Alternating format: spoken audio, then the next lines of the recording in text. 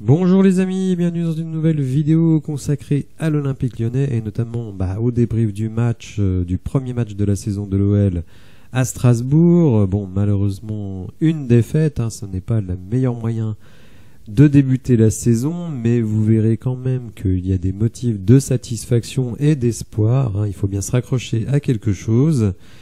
Mais on va commencer avec une news qui est parue ce matin, notamment dans la presse néerlandaise, et ça concerne Nicolas Tagliafico. Alors, The Telegraph, qui est un des principaux journaux néerlandais, en traduction automatique, nous indique que l'Ajax tente de ramener Nicolas Tagliafico à Amsterdam. Le directeur des affaires du football, Sven Mislintat, s'est entretenu avec la direction argentine, alors ça je sais pas trop comment le traduire, et a appris que l'arrière-gauche de l'Olympique Lyonnais est ouvert à une nouvelle période à la Johan Cruyff Arena.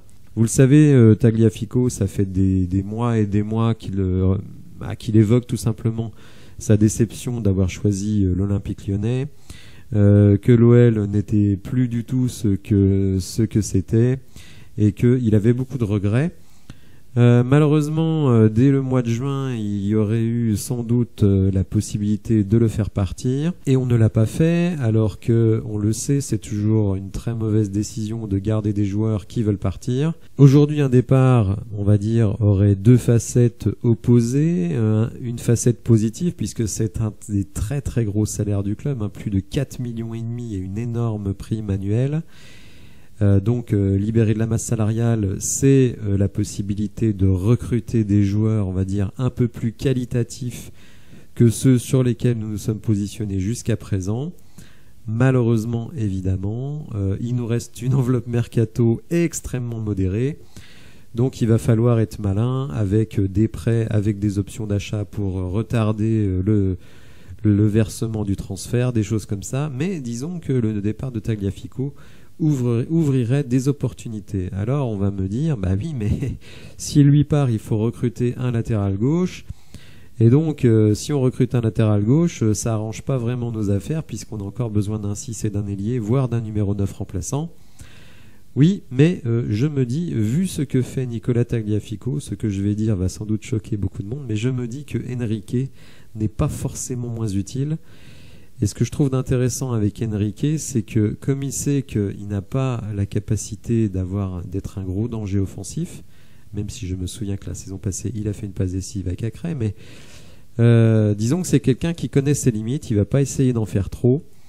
Donc pourquoi ne pas l'imaginer titulaire? Écoutez, ça paraît fou, mais en tout cas, Tagliafico, dans le contexte actuel et vu son salaire et ses prestations qui sont pas toujours au top, eh bien je me dis que ça pourrait être une opportunité intéressante.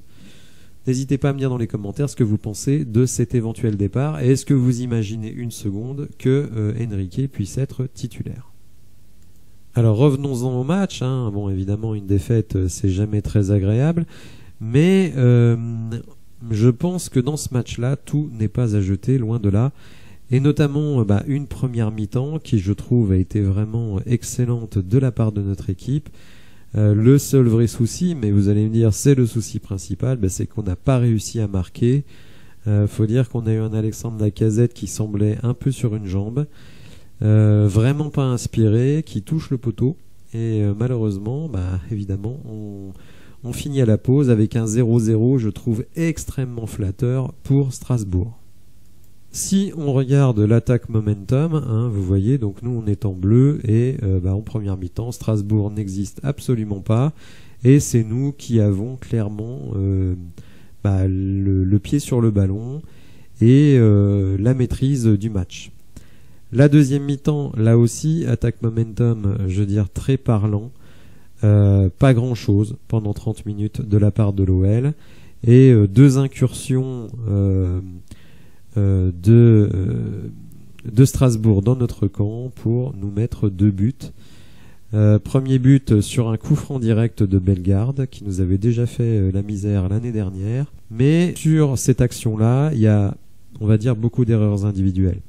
Première erreur individuelle, Saël Koumbedi, qui décidément ne sait pas défendre. C'est un gamin qui a des bons pieds, notamment sur le plan offensif, qui a de la détermination, mais qui ne sait pas défendre, qui est constamment pris. Là, il se prend un petit pont. Il s'est fait passer un nombre de fois incalculable. On va regarder un peu plus tard des statistiques plus pointues sur le match. Donc ça, c'est la première erreur. Il donne donc un coup franc sur le côté de la surface, donc à Strasbourg, et on va voir sur une image, eh bien, la deuxième erreur, c'est celle de Rémi Rioux. En effet, vous voyez, le ballon est ici, le mur est ici, et Rioux est là. Et on voit déjà que Rioux, il se décale parce qu'il ne voit pas très bien le ballon. Et donc, évidemment, l'espace, il est où? Il est là. Il est là, l'espace. S'il avait mis le mur ici, il était en prise de vue directe avec le ballon. En mettant le mur ici, si le ballon contourne, il est masqué. Et effectivement, le ballon va venir, personne ne touche la balle, coup franc direct. Alors, Prime Video a montré une stat sur ce coup franc-là. Figurez-vous que ce coup franc-là, c'est un XG de 0,06. Donc j'entends ici ou là que Rioux n'est pas responsable, qu'il est masqué, etc. S'il est masqué, il est masqué par deux joueurs à lui. Ça veut dire que c'est lui qui a mal positionné son mur. Et que des coups francs directs à cet endroit-là, 0,06, ça veut dire que vous marquez vraiment très rarement. Et hier, j'ai réécouté le podcast de l'Afterfoot, et Gilbert Bribois, qui est un habitué des matchs de Strasbourg, puisqu'il est originaire de là-bas, il nous dit qu'il est de notoriété publique que Bellegarde, très souvent, tire direct ce genre de coup franc. Donc là, c'est vraiment une erreur de Koumbedi qui donne le coup franc à cet endroit-là, avec un tirage de maillot. De toute façon, Koumbedi ne sait pas défendre sans utiliser ses bras. Ensuite, le placement du mur, et ça, c'est la responsabilité à 100% du gardien. Et le staff globalement, qui visiblement n'a pas pris cet élément en compte, que Bellegarde, il tire les coups francs ici directement. Donc encore une fois, alors des erreurs individuelles, mais une responsabilité collective. Alors, erreur individuelle de Koumbedi sur le coup franc, et pour s'être fait passer un nombre de fois important, mais je dirais là où le sort s'acharne un peu sur Laurent Blanc et son équipe, eh bien c'est qu'au bout de 20 minutes, celui qui a été le meilleur joueur de votre préparation, Clinton Mata, se blesse en levant la jambe pour contrer un tir. Ce qui me surprend beaucoup, et je pense qu'il va falloir quand même se poser des questions sur la préparation, c'est qu'on a énormément de joueurs qui se blessent aux ischios. Je rappelle que Lovren donc est arrêté depuis plus d'un mois, ou on va dire depuis un mois à cause des ischios, et qui ne reviendra pas avant le mois de septembre, et on voit à quel point il manque dans la défense. On reverra ça aussi tout à l'heure dans les stats avancées. Lacazette a également souffert de ce problème, et maintenant Clinton Mata. Donc Clinton Mata, il sort au bout de 20 minutes, et évidemment, Koumbedi à la place, ce n'est pas du tout la même sécurité. Et malheureusement, ça nous met vraiment en difficulté dans ce match, parce que Koumbedi a sans doute été le moins bon joueur de l'équipe. Alors le 11 de départ était celui qu'on pouvait anticiper, avec notamment Khaled-Achar, Diomandé en défense centrale, Mata à droite et Tagliafico à gauche, Le Penant, Tolisso, Cacré au milieu, Cherki dans l'aile, oui et non, parce que finalement il a passé peu de temps dans l'aile. Parfois il a été à droite, mais souvent il était au milieu. Lacazette en pointe et Barcola, comme on voyait, qui prend une très mauvaise note. Certains disent que Barcola a déjà la tête à Paris. C'est possible, j'espère que ce n'est pas vrai. Mais lui, Cacré et Cherki, rappelons-le, sont arrivés en retard dans la préparation physique, puisqu'ils étaient avec l'équipe de France Espoir. Donc ça peut expliquer sans doute une difficulté physique sur la deuxième mi-temps, parce qu'il me semble quand même qu'ils ont été plutôt bons en première mi-temps. Quant à Lacazette, qui est sorti un petit peu avant la fin du match, 85e, pas de soucis, c'était plutôt des crampes. Donc il n'y a pas de soucis particuliers pour Lacazette. Donc on va dire dans le marasme actuel, c'est plutôt une bonne nouvelle. Donc une première mi-temps de l'OL tout en maîtrise, on va dire, qui aurait mérité sans doute d'être sanctionné par un avantage au score, mais ça n'a pas été le cas. C'est bien dommage, mais si on veut être honnête, j'ai pris les stats à la mi-temps et finalement on est à 0,42 XG à la mi-temps alors que Strasbourg est à 0,32. Donc bon, Certes, 66% de possession contre 34%, mais finalement pas énormément d'occasions, quelques occasions, mais pas énormément d'occasions non plus. Ce qui était quand même pas mal, au-delà d'une certaine inefficacité offensive, c'était que défensivement, on était très très bien en place, et surtout, on répondait présent dans les duels. Or, je vais vous montrer une stat qui montre quand même que c'est intéressant, cette capacité de l'OL à résister aux duels, puisque vous le voyez, Strasbourg a remporté 2180 duels en Ligue 1, ce qui fait d'eux la meilleure équipe de Ligue 1. Donc Strasbourg, c'est une équipe qui est extrêmement athlétique, difficile à manœuvrer, et je trouve que dans ce combat-là, on a répondu présent. Alors clairement, le début de deuxième mi-temps n'est pas bon. Koumbedi prend encore un carton, il concède un coup franc donc qui va donner le but. Ensuite, bon, un alignement un petit peu douteux de notre défense sur un jeu de transition. De toute façon, c'est simple, hein, on a assisté vraiment au match auquel je m'attendais, c'est-à-dire un OL dominant sur le plan territorial, 65% au final contre 35%, mais par contre très vulnérable sur le jeu de transition. Bon, vous le voyez dans les stats, de toute façon, Strasbourg c'est 2 tirs cadrés, 2 buts. Nous, 23 tirs, seulement 7 cadrés, hein, c'est-à-dire 1 sur 3. Même un petit peu moins, et malheureusement pas suffisamment de danger, et un gardien en face plutôt efficace, contrairement à Ryu, qui au final n'a servi à rien dans ce match. Alors le but en fin de match de Tagliafico sur une passe de Cacré ne changera pas grand chose, et si on voulait conclure sur ce match, évidemment le résultat n'est pas bon, la deuxième mi-temps on a eu quand même des gros trous d'air.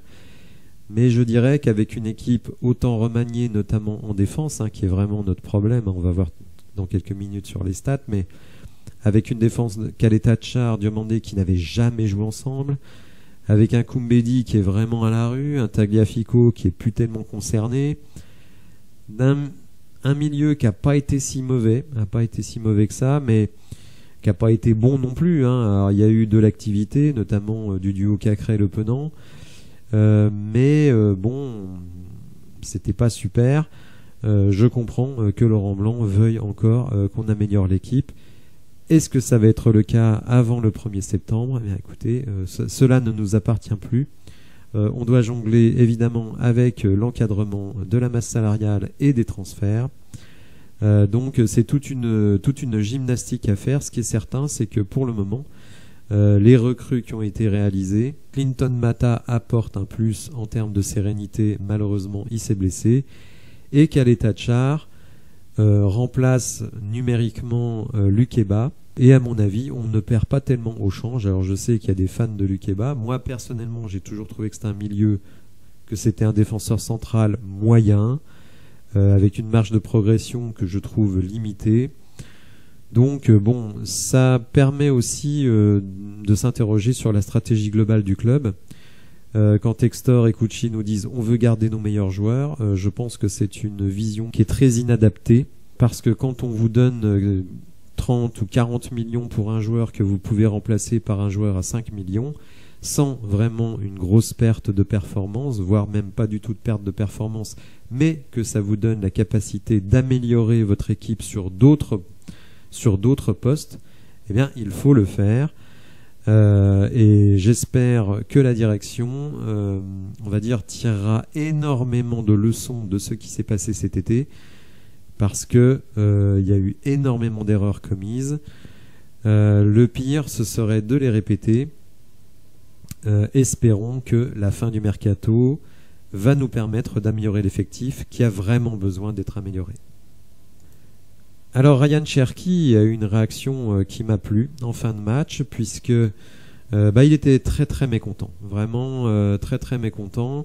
Il n'a pas été du tout robinet d'eau tiède, hein, ce qui est très bien. Donc Ryan nous dit il y a énormément de déceptions, on en a marre. Je tiens à dire que ce n'est ni la faute du staff ou du coach, mais c'est nous sur le terrain. Bon là, il englobe tout le monde. Il y a toujours un détail qui fait qu'on ne gagne pas les matchs. Il y a la colère, la déception, elle est immense. On a travaillé 1 mois et demi pour ce match. Je ne sais pas quoi dire, on ne doit pas perdre, c'est tout. On va se concentrer contre Montpellier en ayant d'autres intentions. L'état d'esprit était là, bien au contraire. On voulait bien commencer la saison. Mais il manque toujours ce truc pour plier le match. Les adversaires plient les matchs contre nous en 5 minutes. Il va falloir vite changer cela. On est l'OL, on se doit d'être en haut. J'en ai marre de venir après les matchs et de dire c'est dommage, c'est comme ça, etc. On est l'Olympique Lyonnais, on doit être en haut, point.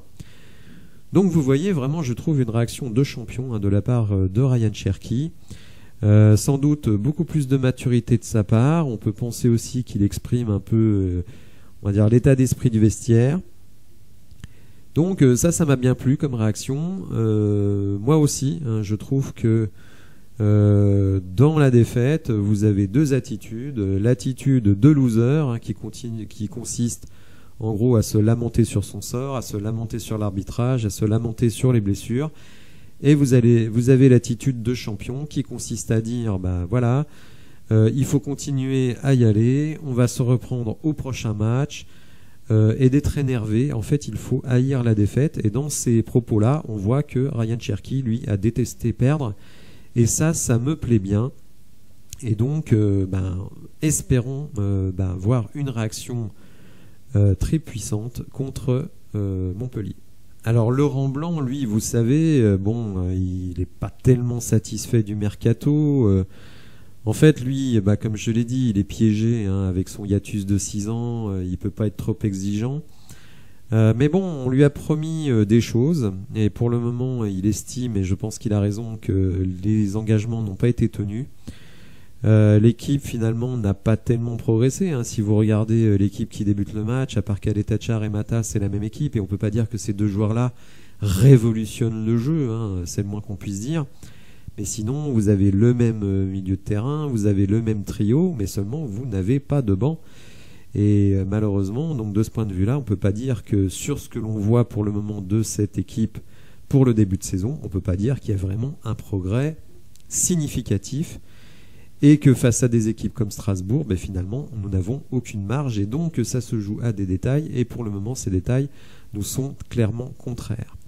C'est d'ailleurs ce que dit Laurent Blanc. On a joué avec quasiment la même équipe que la saison dernière. Donc, on va essayer de la faire progresser. Alors, il y a beaucoup de gens dans les réseaux sociaux qui disent 4-2-3-1 parce qu'on en a marre de son 4-3-3. Et Laurent Blanc répond. Il répond.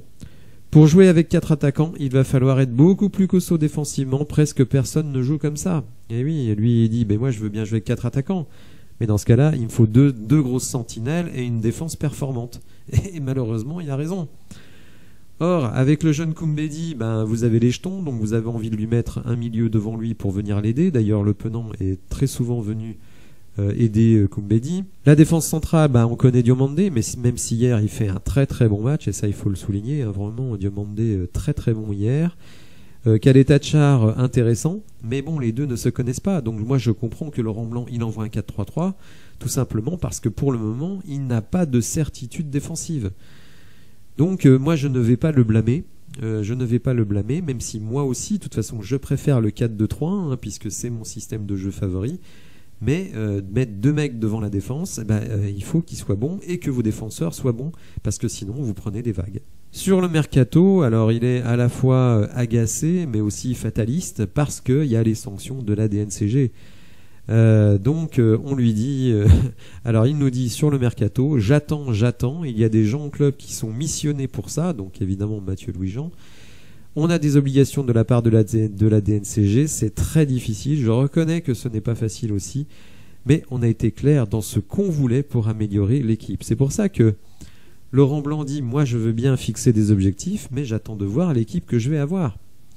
Si vous repartez avec cette équipe-là, top 5, c'est vraiment le maximum qu'on puisse espérer. Si vous avez un très bon milieu défensif qui arrive, si vous avez un ailier de qualité qui arrive et que vous avez un remplaçant à Lacazette, là déjà on peut peut-être viser un top 4. Parce qu'on a vu d'ailleurs que des équipes comme Lille, Marseille, Nice, c'était pas Jojo quand même quoi. Donc je veux dire par rapport à ces équipes-là, Lens qui a très bien débuté le match et qui s'est fait remonter a perdu 3-2. Je veux dire, on peut lutter avec ces équipes-là, mais il faut une équipe qui tient la route. Et donc sur ce point de vue-là, je suis totalement sur la ligne de Laurent Blanc.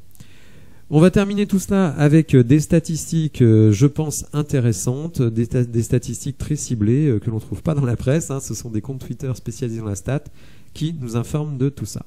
Alors première stat qui montre quand même nos problèmes insolubles en défense.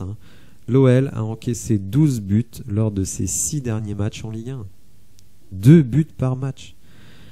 Il y a quelques temps, je disais que quand vous faites jamais de clean sheet, c'est comme si vous partiez avec un désavantage de 1 but déjà au début du match. Mais nous, c'est pire. On part avec 2 buts de déficit dans chaque match. Comment voulez-vous gagner? C'est pour ça que Laurent Blanc, il vous dit, mais vous voulez me faire jouer en 4-2-3-1 alors que défensivement, on prend 2 buts par match sur les 6 derniers matchs?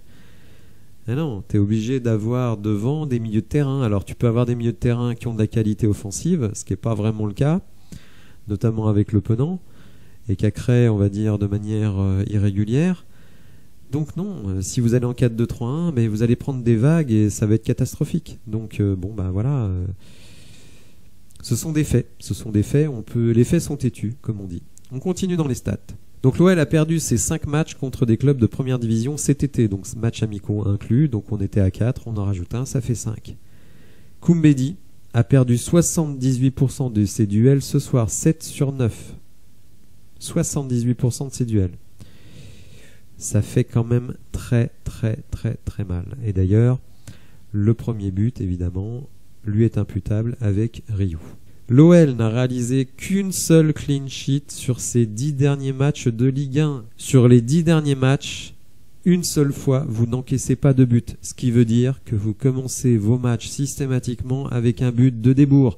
Et en ce moment, on n'arrive pas à marquer. Donc imaginez un petit peu les affres dans lesquels nous sommes. Stade positif quand même, Maxence Cacré a été décisif lors de 5 de ses 7 derniers matchs, 3 buts, 2 passes D. Donc vous voyez, Maxence Cacré quand même a un apport offensif pas inintéressant du tout. Je trouve ça plutôt prometteur pour la suite parce que ça veut dire que on a quand même un joueur qui est capable de récupérer énormément de ballons mais qui sait aussi l'utiliser correctement même si il y a toujours des efforts à faire. Alors DataFoot nous donne des statistiques, on va dire spécifiquement pour ce match et vous allez voir qu'il y en a une qui pique vraiment les yeux. Donc 2-1, c'est le score final, 1,28 XG pour Strasbourg, 1,80. Alors vous allez me dire, mais c'est pas les mêmes XG. Non, mais alors chaque institut a sa manière de faire des XG, c'est pour ça qu'il y a des différences. Expected goals dans le jeu, donc là c'est hors coup de pied arrêté. Grosses occasions de buts manqués, donc vous voyez 2 pour l'OL. Donc évidemment dans un match, ça fait très mal. Pourcentage de domination dans les 30 mètres adverses, 67-33. Passes réussies, on s'en fout. Nombre de passes dans le camp adverse, 229 à 102. Récupération dans les 30 mètres adverses, 7 pour l'OL. Pourcentage de duels remportés au sol, donc 55 contre 45. Donc petite domination quand même de Strasbourg. Les fautes, on s'en fout. Mais la stat qui pique les yeux, c'est les XG empêchés par le gardien. Plus 0,19 par Matsels, moins 1,05 par Ryu. C'est-à-dire que Ryu, vraiment, il nous plombe sur ce coup franc et je n'accepterai aucune défense sur Rémi Ryu. Voilà pour ce débrief, j'espère que ça vous aura plu. N'hésitez pas évidemment à me dire dans les commentaires ce que vous avez pensé du match. Est-ce que vous pensez qu'on est dans le trou, qu'on va pas s'en sortir ou qu'il y a des facteurs prometteurs? Moi personnellement je suis plutôt sur la deuxième position en espérant que la fin du mercato viennent nettement améliorer certains postes dans l'effectif. Merci de m'avoir suivi, abonnez-vous à la chaîne si vous l'appréciez et je vous dis à bientôt pour de nouvelles infos. Merci, au revoir.